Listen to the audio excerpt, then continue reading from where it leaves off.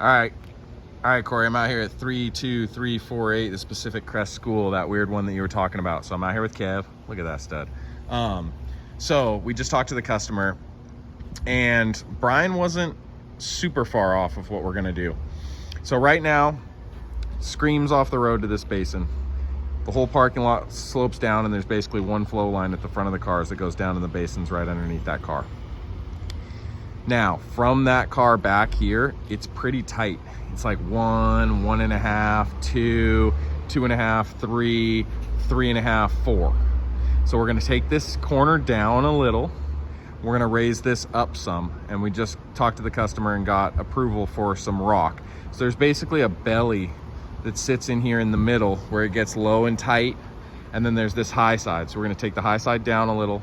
We're gonna add some material here, and we're gonna kind of figure it out on the fly. So I think once we excavate, you can blade some of that rock back, and then we can put some rock here in the middle, which will bring this up a little, which will increase your 1% slope and decrease this 4% to give us an average of about 2% coming through here. So I think you should just run it with the Mini, and then when you get to the paver, you could set down and use your slope sensor and go sideways and just do like, 1.5, 2% cross slope.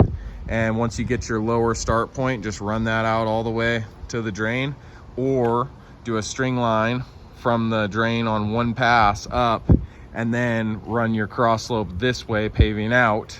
I know you don't want to pave sideways, but then you could run your cross slope paving out, and just do one pass with a string line set up to the drain. That's your hard flow line. Everything else will be shooting in like this pretty darn good across, and then it really ramps up to the road, so that's just flying. So it's really just back here that we have to regrade, essentially from the SUVs there. Here it's just like there's a belly that just ramps up and just bowls in here. So picture a string line, and I know those stairs, we kind of got to leave a similar reveal there, so we can take a little out of that corner, and we can kind of ramp off that a little bit to lower down some and then carry it out. But they understand we're just going to do the best we can and make it work. They'll have everything move for us when we get here. There's no parks already out on the road, so you can stage out there. I'd hit up Nick and see if he can put the triple axles at the plant, because literally Lakeside is right there. So that is it. I don't see any hose access. As far as clearance issues, you're gonna have to work around the stairs. The gate out front's gonna be a kind of pain in the butt, and then working around that basketball court. But I think if you play with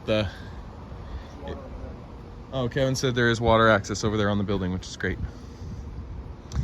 So yeah, it dives down. Like I said, this slope is like slowly getting tighter. It's 2, 1 3/4, 1.5, 1, and then it runs 1 all the way to this drain, which is why I think actually beefing up a little bit there and carrying it through will be good for us, because it'll increase that 1% slope and decrease that 4% slope.